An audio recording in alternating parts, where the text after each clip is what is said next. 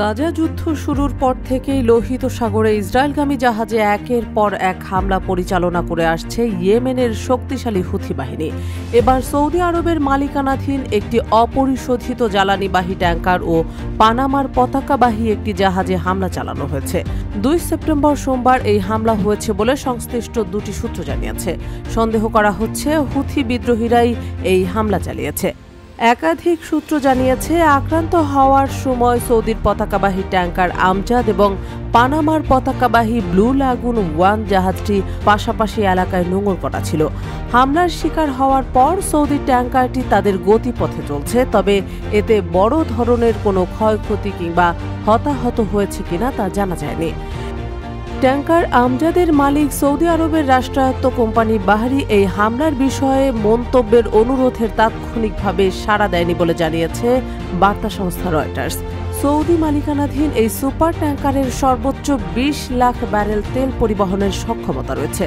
পানামার পতাকাবাহী জাহাজ blue লাগুন 1-এর Greek ব্যবস্থাপনা প্রতিষ্ঠান সি ট্রেড মেরিন এসেরও মন্তব্য তাৎক্ষণিকভাবে পাওয়া যায়নি। সুয়েজ ম্যাক্স এই জাহাজের সর্বোচ্চ ধারণ ক্ষমতা 10 লাখ ব্যারেল। একটি সূত্র বলেছে, সৌদির মালিকানাধীন ট্যাঙ্কারটিকে সরাসরি হামলার লক্ষ্যবস্তু বানানো হয়নি। গত বছরের 7 অক্টোবর ফিলিস্তিনি সশস্ত্র গোষ্ঠী হামাস ও ইসরায়েলের মধ্যে যুদ্ধ শুরু হয়।